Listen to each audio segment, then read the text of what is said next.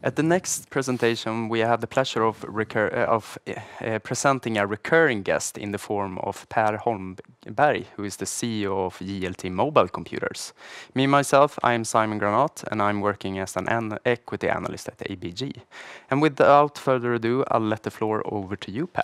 Okay, thank you very much. So I'm really happy that we can do this presentation online like we do. We do whatever we can to keep business running in these challenging times. So again, my name is Per Holmberg. I'm the CEO at JLT Mobile Computers Group. And for you that are new to JLT, my intention is to make a short introduction on who we are, what we do, and our strategies moving forward. I will also talk about how 2019 panned out for us, and a little bit of an update on today's situation as well. And for you that already know JLT, you will see that we have a completely new look and feel, which is part of a new rebranding of the company. So I hope you like it, and in my presentation I will also talk about the reasons why and the thinking behind that. So who's JLT? Well, our mission in the market is really to empower customers' operations by enabling hassle-free data communication in very tough environments. That's what we are doing in the industry. Our vision is that everyone should be able to leverage the power of IT anywhere and anytime. So what do we mean by hassle-free data communication? Well, the need for this is really driven by the globalization in the industry, the e-net commerce, online sales, as well as environmental demands. It's becoming more and more important for our customers to have access to real-time data anywhere in the supply chain or in their operations.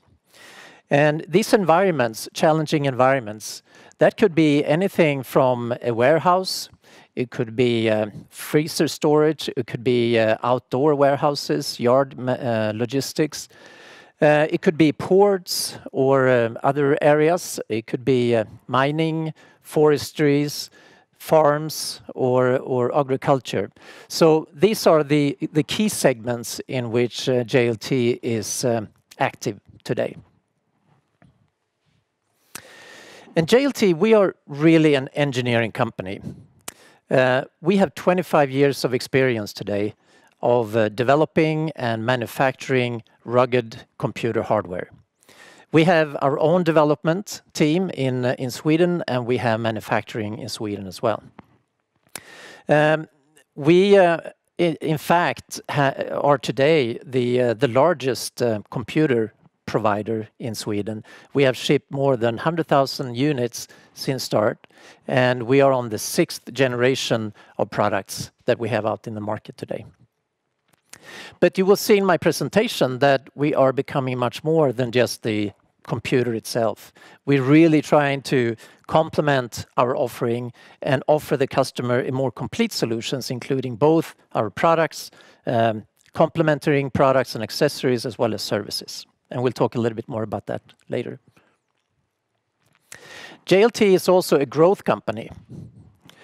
Our goal is to grow faster than the rest of the market and to grow profitably. And if we look at the past 6 years, you see the graph here.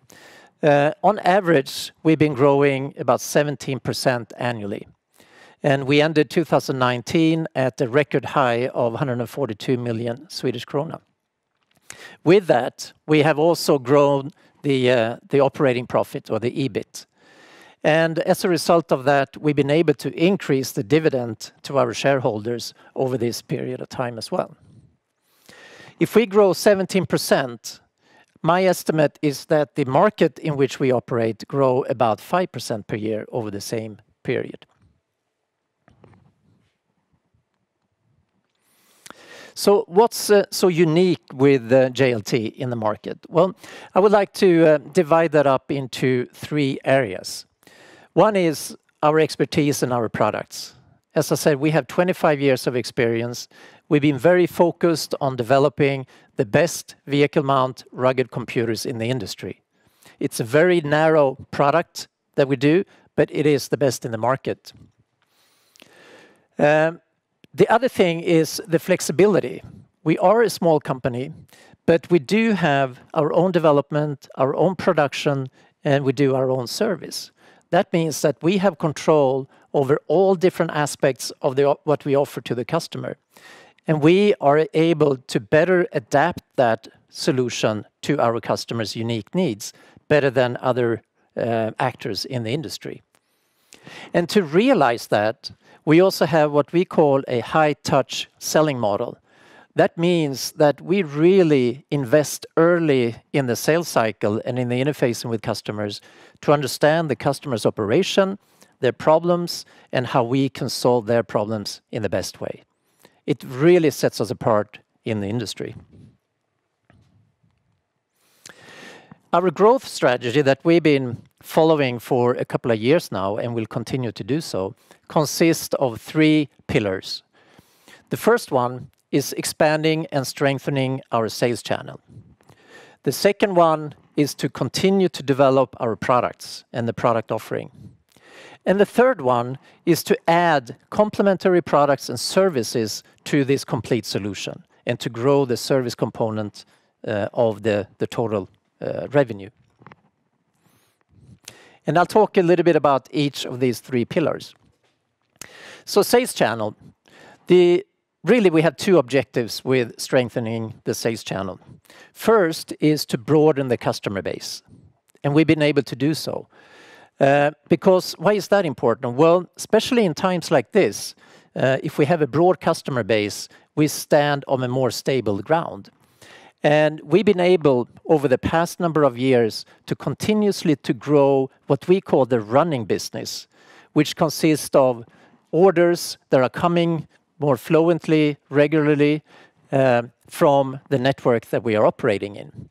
So specifically, when I say running business, I exclude the big project-based businesses that impacts the annual revenue by more than 5%. So that running business is represented by the yellow bars in my diagram here. And you can see that we continuously grow that part. On top of that, of course, we have more singular big projects that we also win. And of course, we are doing what we can to get that business as well. But long term, the important part for us is to grow the customer base and to keep growing this running business for us. The other part of the sales channel strategy or the objective is to strengthen the local presence. In order to continue to develop our products and the offering to our customers, it is critical for us to have a direct relationship with the end customers. There is where the discussions take place to define the next solution, the next product, and the complete solution. So even though we are selling our products through a reseller network, we also want to make sure that we are established well enough to have that relationship with the end customers together with our sales partners. If you look at our business geographically, we are split. We are really selling our products globally, but there are 2 regions that are dominating our sales. It is the USA and it is Europe. And roughly it's split 50-50 between those 2 areas. 2019, the Americas region was about 45% of the revenue. The Nordics represented about 20%.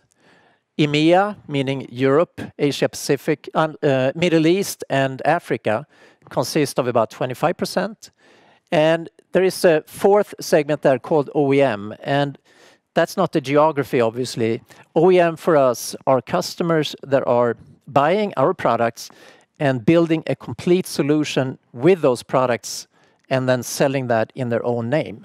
That's the OEM business. And if I take that OEM business and split it up geographically, the split between the US and Europe is about 50%. And as you can see, we are represented in these regions both by our own organization. We are headquartered in Växjö. We have a sales office in Stockholm and a small office in Belgium. And in the US, The headquarters there for the subsidiary there is in Chandler, Arizona, and we have small sales offices around US to cover the market. And then the green dots on the slide here are the partners that we are working on. So we are well represented by local partners that adds the value locally. A few words about the products, and we can look at the products, two types of products today. One is the vehicle mount products. Those are developed in Sweden by JLT, and they are manufactured in Sweden by JLT.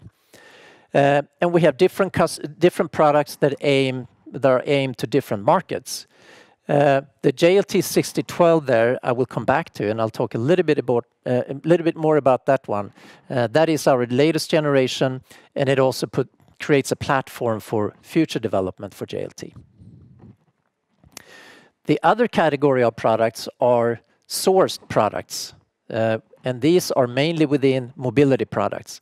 With mobility products, I mean products that you can hold in your hands. So it's tablets, it's iPhone or smartphone-like products as well. Today, these products are sourced from a Taiwanese company called Winmate, and we have different types of products. And the reason for us not developing that type of products is that these products are much more dependent on high volume production, and it's more difficult to differentiate these products than it is for the vehicle mount products. So these products are sourced really to complement our own product offerings. Our customers, they have demand for vehicle mount products as well as mobile products for other parts of their operation. So now we can supply the complete solution to those customers. And quite recently, we extended that partnership with Winmate that we've had for some years now. So in the US, for the US market only today, we have an exclusive agreement to distribute and resell all of Winmate's products, not only the product that we label JLT.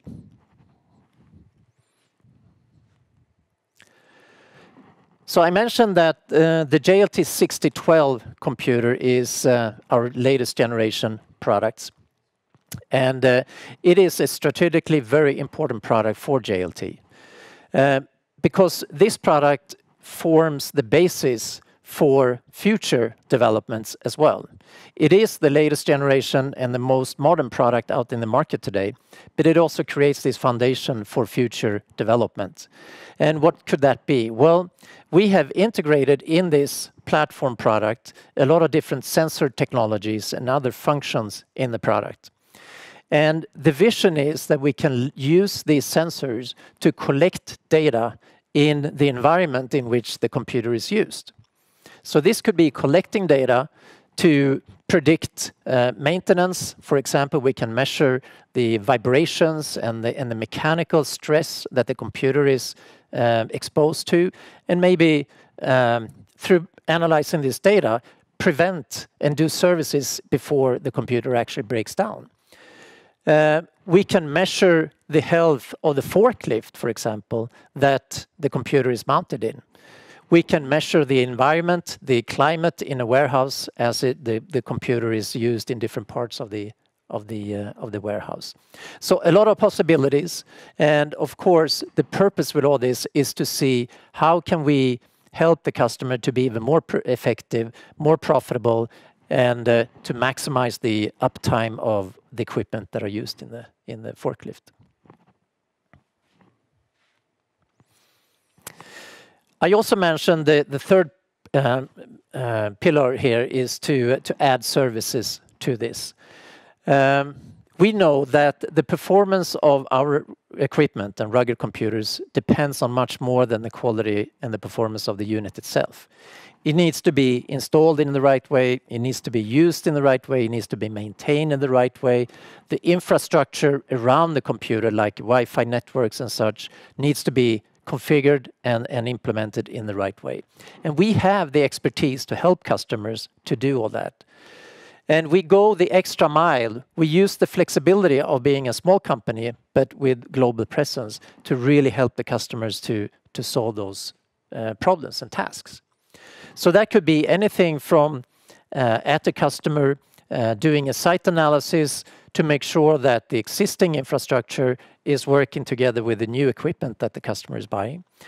It could be to ship our product in such a way that it's really easy and fast to deploy the unit. It comes with cables and mounting gears and installed software and everything, so it's easy to install hundreds of these computers in a new warehouse, for example. Now, today, about 10% of the revenue is services, and most part of that service is what we call no questions asked service agreements. So it's really when we sell the product, we sell it with a service agreement, and we guarantee then to keep that product running. And if it fails, we guarantee to repair it within a given time in our workshop. And we do that at a fixed price. So service and service agreements is really the majority of the service today, but we are constantly expanding the way of looking at services. Now, the important part of services too is that when we have those service agreements in place, it creates a recurring revenue for JLT. So if you look at the result and the balance sheet of JLT, when we sell a service agreement for, let's say, 3 years, we amortize that revenue over the 3 years. So do we sell it up front? We have guaranteed that revenue coming in for the next 3 years or 5 years, if it's a 5-year agreement. So how's JLT doing today then? Well, if we look at 2019, much fell into place. I'm actually very proud of 2019.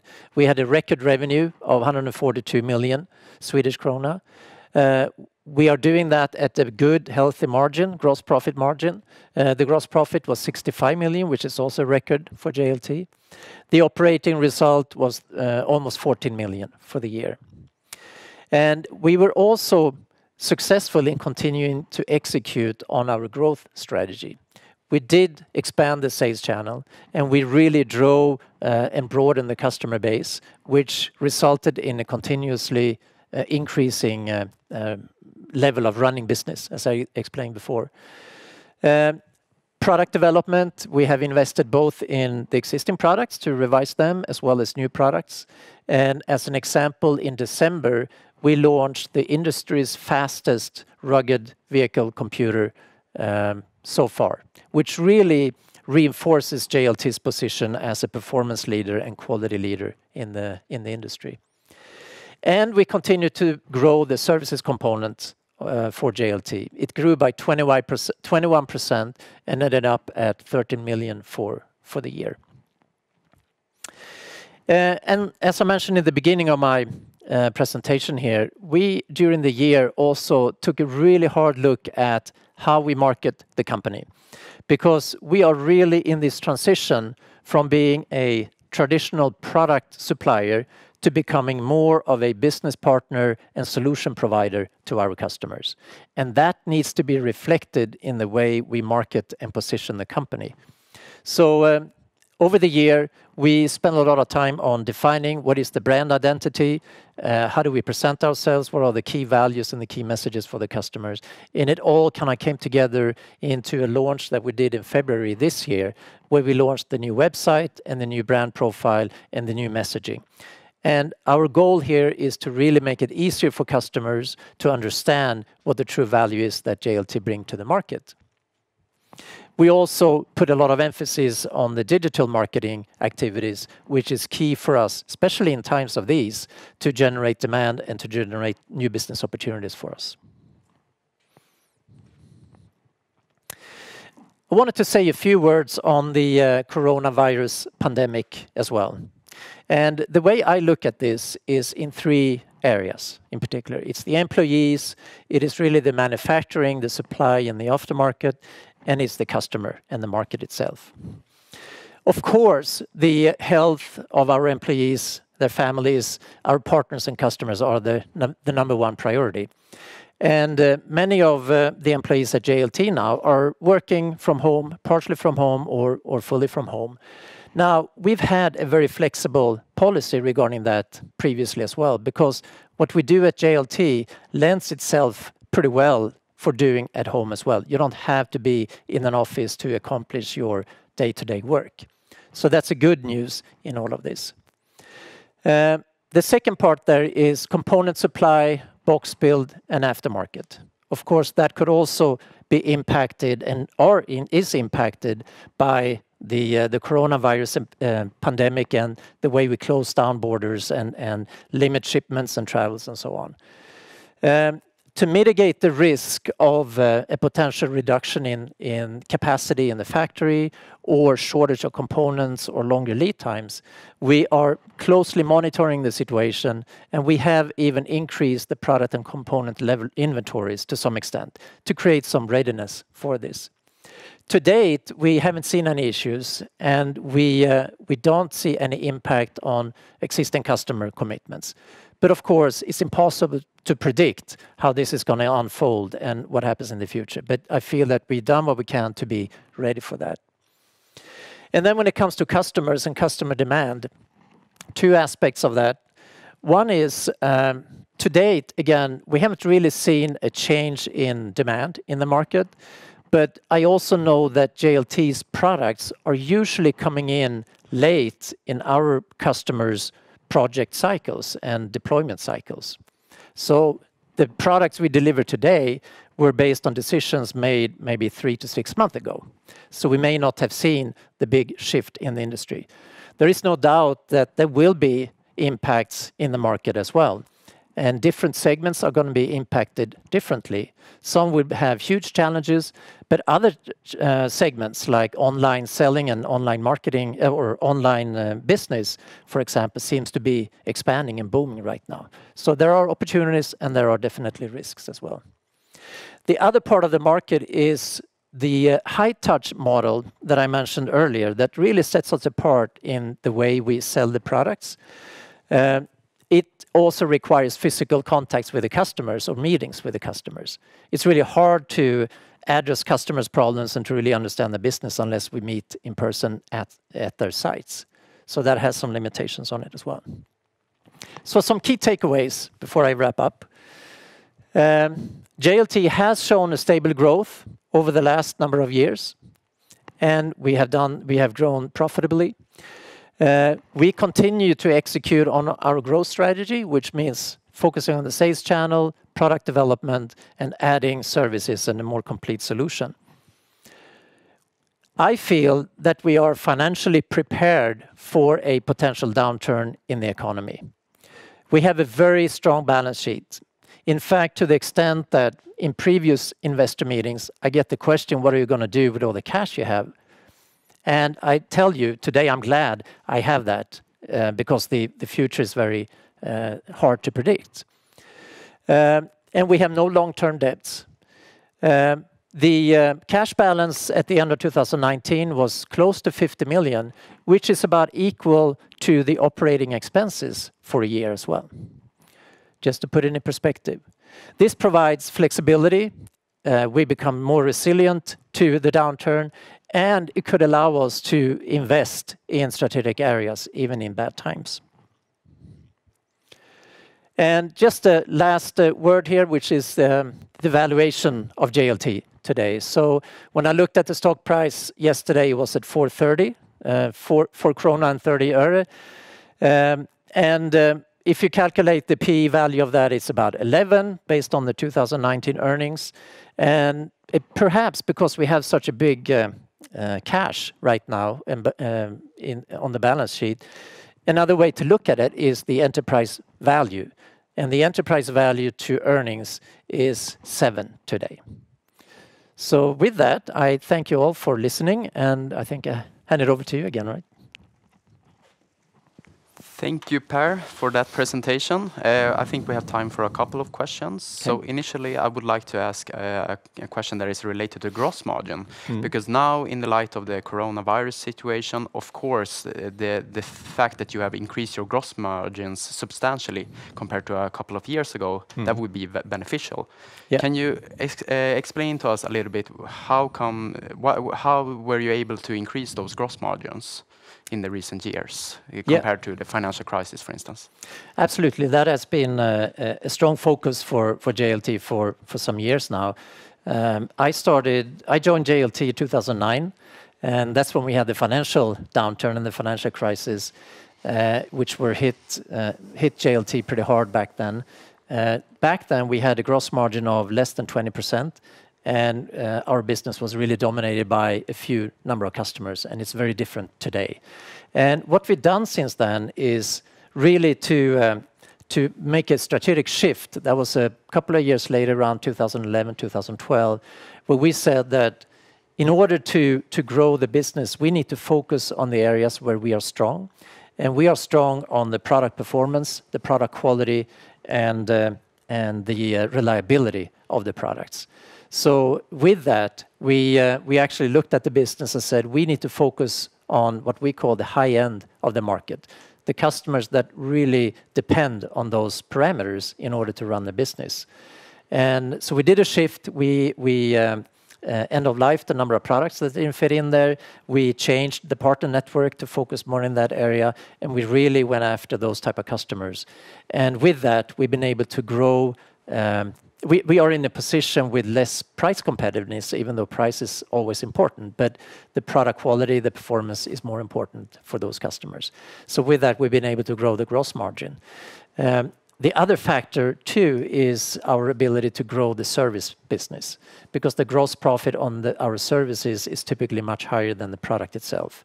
And as the component in our total revenue of services increases, that would impact the gross margin positively as well. Yeah. So the key takeaway I take from that is that gross margins, all else being equal, should be supportive going forward, given that you are also emphasizing on the services business as we enter 2020. Yes, yes. Okay. And just as a final question, what would you say are your key objectives now as we enter 2020? I know you wrote about these 3 pillars, but is there anything else that you're focusing now in terms of costs, etc.? Well, I think because of the times being so unpredictable right now, we are at least short term focusing a lot on being prepared for changes in the market, whether there are downturns or if there are new opportunities coming along. Of course, we are watching costs and really focusing a lot on getting through this in a good way. But also to be open to opportunities during this, because I think there will be big changes in our market which could present threats equally much as new opportunities. So we just need to stay very close to that and be ready. Thank you, Per. Yeah. I think our time is up. So thank you for that presentation. Good. Thank you.